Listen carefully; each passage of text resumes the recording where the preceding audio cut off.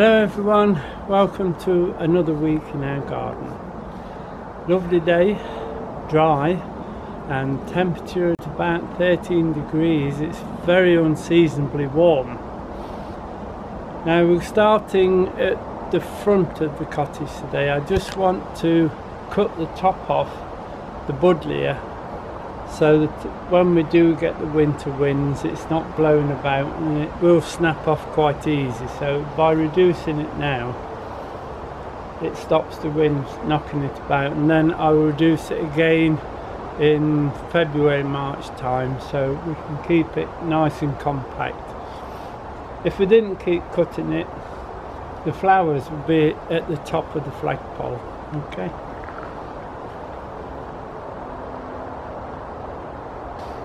Now I'm still using the Sensi secateurs.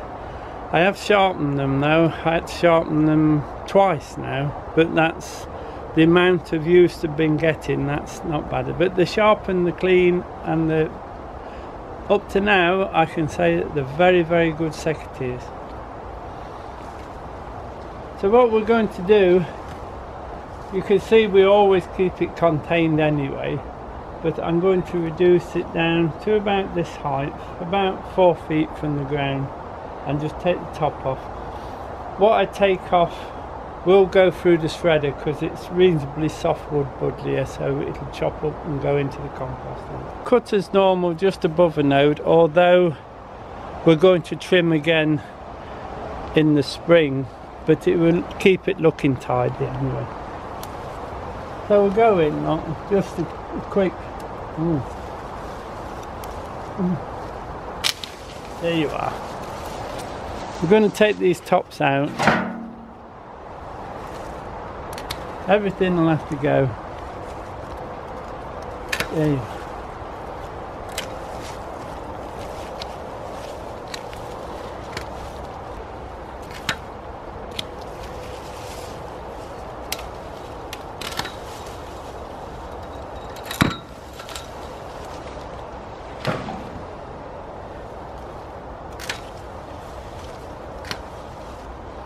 Now I'm not taking too much off the bottom because I want it to still look full. I'm just removing the top.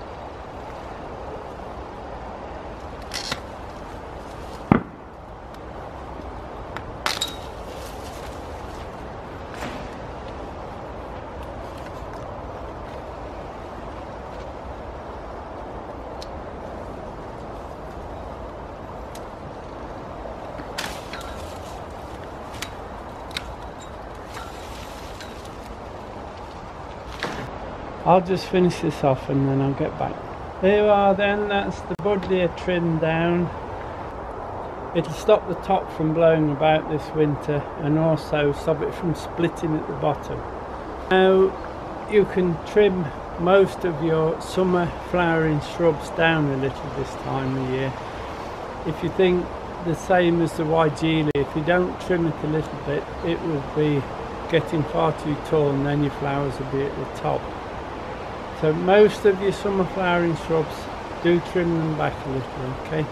The other thing is the lavender, that can have its top trimmed off now and tidy up.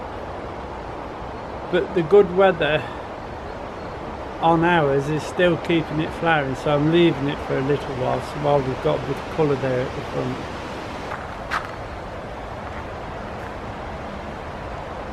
Now while we're round at the front of the cottage, I'll just show you that the troughs and the headers are all settling down nicely now. They are really enjoying this little bit of warm weather. Headers are settling well as well, look, filling up now, bulking up. They'll keep flowering through any sort of weather that's thrown at them.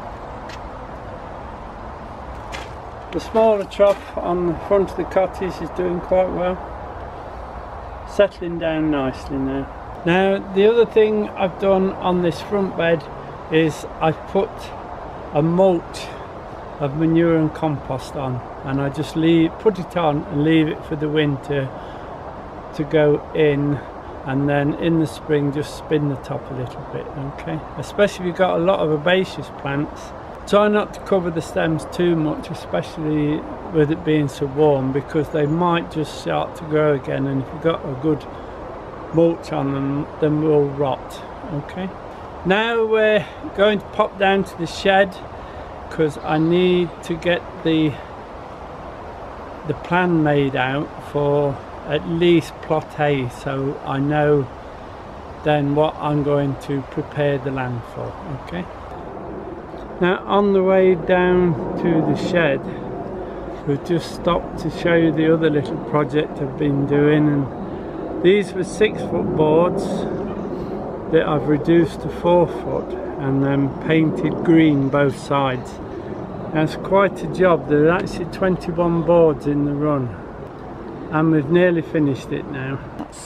As you can see, there's quite a few of them. The chickens were no help, by the way. There's a few more tops still to put on, and I don't know if Diane can show you the view. It stretches out right across the farmland, which is very nice until the wind blows, and then there's nothing to stop it. Now we're down in the shed, my shed, and now I've been asked why I put so many fuchsias and geraniums in these pots. But now, as you can see, I've got a lot of plants in a small space, and as you can see, they're very, very dry, and this is how they'll winter. And there's loads in. As you can see, the fuchsias, because the weather is so mild, they've started to shoot a little, and the geraniums have, so they're perfectly alright. But this is still nice and moist enough, shall we say, not dry, moist enough.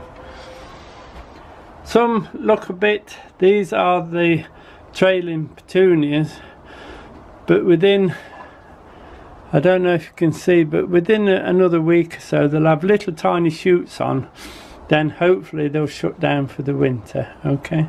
Now the peppers that we picked out of the garden just before one of the big frosts, I've put in these trays in the shed. I put them near the light because these will need light. As you can see, most of these come in green, and they are turning now, so they'll need the light to actually help them turn, and then we'll whip them up to the house, either use them or Diane will put them down for freezing. And the apples are all okay. In the last week I lost one went rotten. As I go down the line I can just quickly look through, and actually in the last week we lost one, so that's not too bad. The tomatoes, as you know, just require heat to ripen. So what I've done, and I put them in these trays, these were all green, there's 6 trays in all, single row, so I can just once a week, or when I'm down here, I can just go through them, and if any are showing any signs of rot or mildew, it'd be mildew mainly they'll get, then I can just withdraw them. But they're doing fine. As you can see, that one's got some marks on it, look, so that won't rejecting. But the majority of them, they're ripening through nicely now. It's just a case of keeping your eye on them and taking them out, don't leave them in. They're fine. I just leave them on here, plenty of room between so the air can circulate round. And the warmth of the shed, with it being a mild autumn, they are turning quite well. The potatoes are in the nursery boxes underneath some sacking. They're doing fine. That's the box we're using. Then we have 3 boxes down there that are in more deep storage, if you like. They got 2 sacks on them. Now the potatoes that we're raising for Christmas, I've actually moved into the greenhouse. I'll show you those next week. They're doing very well. The tops are tending to fall over a bit. I watered them this morning and they're fine. What we might do next week is just scratch the soil and let's see what's going off underneath. Okay. Now the squashes I keep on this side here. on newspaper. This is not all of them. Diane's still got some up at the house what's using for decoration. But all the butternuts are here. As you can see, they're doing very well. And then a few squashes up there. Yes.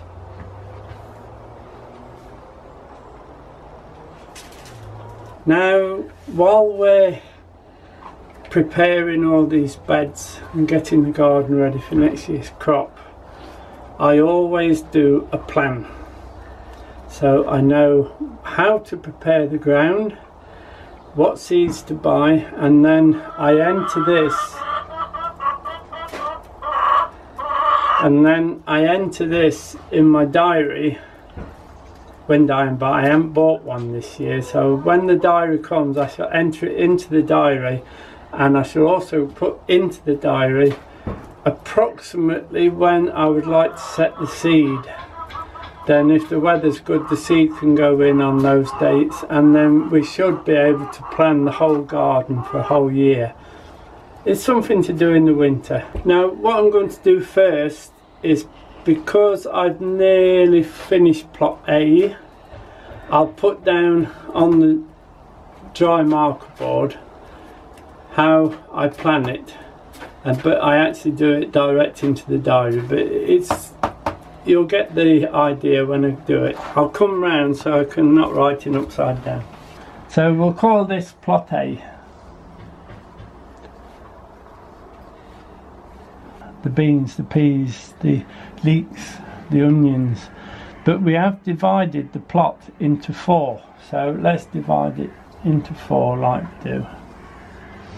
And then what I should do is do this into the diary and then list off what plants I'm going to use, then also put into the diary when I'm going to set them.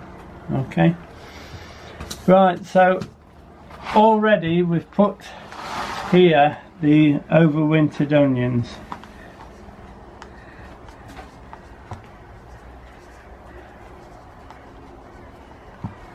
Okay, so this plot here now, the rest of this will be for the main crop onions, right?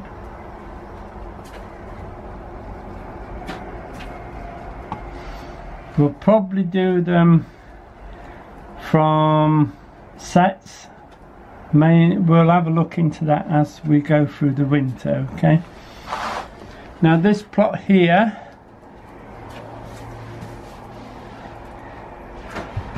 this would be for the beans, so I should do French beans in there. They're not that big, so if I put 3 across or 3 that way, that should fill the bed. Okay,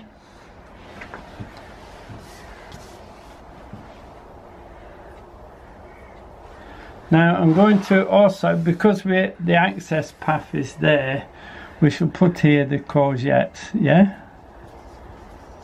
I'm only going to put 2 plants in this year, so that'll be there. And what else we're going to put in here? We might just put, because while we're waiting for the beans, we'll put a line of early peas. Get them in and get them going. Okay, they can go in there. So that's 2 of the plots done. Okay, now on this side, this will be for the peas mainly, main crop. So we'll put peas main. We'll also put on this side some peas for drying, yeah, for drying. They'll be for drying out then using in the winter, but we'll put a row in there. It's only a short row. Here, because this is the pathway, we'll put a row of swede. They'll be easy to get out later on in the when it gets towards autumn. It won't be so muddy to get them out. So that's the main peas. We'll also interplant. While waiting for the peas, we'll put salads in there. Okay, spring onions, radish, lettuce. It's a very sunny plot, that is where that is, so it'll get a lot of sun and we'll be able to get those out in time for setting the peas. Now on this side, this will be the final part of it. We'll put the celery, we'll put the celeriac, we'll put a row of broad beans in there as well, I think. Broad beans, and maybe if the broad beans are in a row, we might be able to get a row of turnip in there as well. Just a small row, we don't use a lot, but they'll go nicely with the salad, so we put those in there. And then this end, this part of the bed we'll use for the leeks, okay? Because if you think leeks won't be ready till this time next year, and we'll get an access off the paths to be able to lift them, and also it'll get a good airflow through them. Like the pea bed, the French beans will also interplant with salads. And salads. Might get some bits out of them. So we've got salads all over the place. Now that is how I'm thinking I'm going to plant plot A. That's how we're going to crop it this year. Now all those plants that are there are all heavy feeders, so it's all been double dug, manure in the bottom, and then good garden compost mixed into the top. I will put some volcanic rock into the top, but I won't do that till spring, and then just lightly fork it in. That is how I'll plant up plot A. Now I go and sit down and sort which seeds I want, etc., and get those ordered. But I am actually beginning to work on plot B, which is the brassica bed. So I'll take you down and just show you the little bit of difference in the digging what we do for the brassicas, especially the cauliflower and the Brussels need to be dug a little bit different so we can get better plants. Now we've come down the garden and we've come down to plot B. Now this is the plot that will carry the brassicas, and we're going to have 4 quadrants again, and we're actually standing on the quadrant that's going to carry the cauliflowers, the broccoli, the calabrese, all the deep feeders. Now to get good cauliflower we need to have double dug, but only manure, or in our case garden compost, in the bottom spit, and then normal digging on the top, and then you leave it all winter so it consolidates again, so when we put the plants in the spring the ground is good and solid. Okay, now this is how I do it. Now what to do is, just like we do the double digging what we did on plot A, but we added manure to the top and the bottom. This one, as you can see, I've already done that. We're ready for this next spit here. All I've done is turned it over, and then what I do is I put this in. Now this is garden compost and straw mixed together. I did have it in a nice tidy heap, but the chickens have sorted it out for me. So we spread that out. There is a little bit of manure in, but the manure was over a year old now, so it's more or less disappeared in. But it's mainly garden compost. Let's put plenty in. The straw will rot down through the winter, and then by next year when it's dry on top, that'll hold the moisture below for the plants to go down, because they are very deep rooted, and they'll take that moisture so it won't dry out so fast. Now once I've spread that out, then I just double dig as normal. Okay, just turn that in.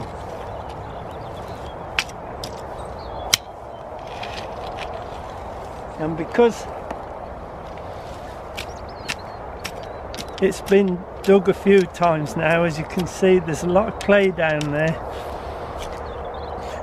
but I'm also able just to push the fork in without putting a lot of weight on it. Now, when I first started doing this, you needed a steel handle fork to turn it. Now it's beginning to give a little.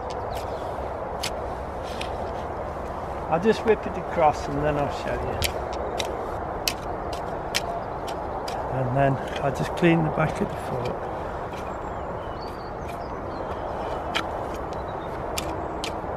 Okay, now that's dug that bottom over, and it's also, as you can see, it's a good spit deep, so that's good. Then I move on one, but I'll just show you what to do when I start moving it on.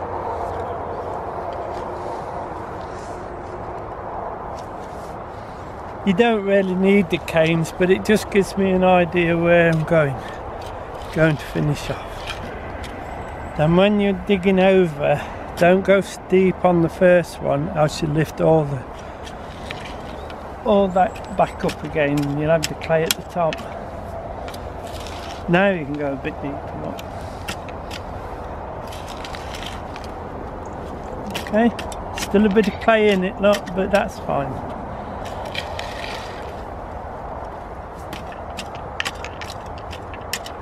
And then follow that all the way along. I'll just finish this, then I'll come back to you and show you how I finish it. Now I've dug that over, took the spit out just there. Now before I take the crumbs out and throw those up with the shovel, I'll show you what to do.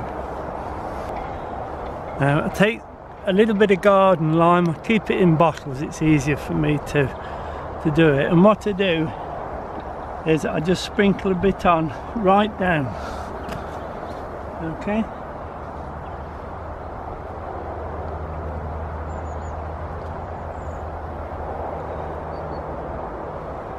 There you go.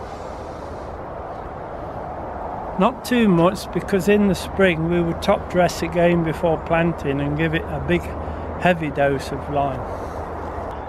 That was just ground limestone, so it's quite safe to handle. The other thing I put on now is the volcanic rock dust. So just a little bit. You want about a handful to the square yard. So just put, just like that, look, just sprinkle it through.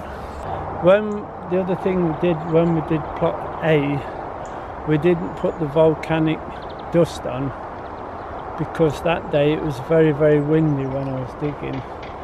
So the rest of it has been done. So the first quadrant on plot A that wasn't done, I'll do that later and just rake it in. Make sure it gets some. So that's a bit of volcanic rock on it for the minerals, a bit of lime just to sweeten it a little, and then just rough it. So, and then go along the bottom of the trench and really break those crumbs up a little bit, especially if it's a bit wet like this is. And then use my trusty shovel that's nearly worn out, but we'll keep it going. And then all I do, I just spread those crumbs out. Not too deep, because don't bring any clay up. If you see a bit of clay come up, throw it back in.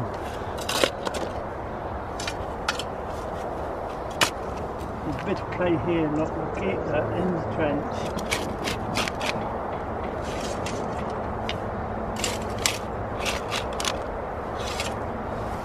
Then turn and on. So just clean the crumbs out and flick them over. That's it. And then we're back to where we started. We just start again, putting the manure in the bottom, especially with this straw mixed in, and then dig that in then start turning over again, lime, rock dust, and then move on. Just as simple as that. Okay, that'll be it for today. I shall continue digging this. Diane's going in for a cup of tea, and then I think I'll go with her and have a cup of tea and then come back. We will lift the celery tomorrow, get out what we want, because that is the third quadrant of the brassica bed that we'll want preparation work doing on it. So that'll be it for today. Hopefully we'll see you tomorrow. Good morning and welcome to our garden. It's Friday today, and it's very cold and overcast today, and there's quite a nippy wind, and the wind is blowing direct from the bypass, so the noise in the background is actually the traffic on the bypass. It feels like it's next door, but it's the wind carrying the noise across. Okay, now we're down here. We're going to lift some of the celery. Before this, we've got some bad weather coming, I believe, and so we will lose it. So we want to lift some up, or start lifting it anyway. I don't think I'll finish it today, but we need to get it lifted and get into the house, or at least into the shed, just in case the weather does turn. We will have some for winter use. Right, so I'm just going to take half a dozen for today, so at least we got some stowed in. Okay, we'll take them from the front. They're all the same now. What I shall do, I'm lifting them with the knife, trowel knife, and then I'm going to stack them down and then trim them down with the sharp knife. Okay.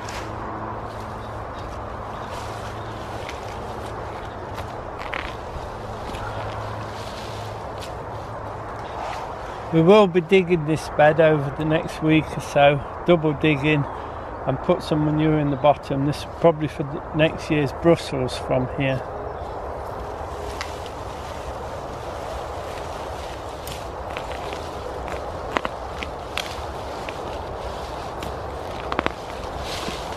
It's certainly rooted down though.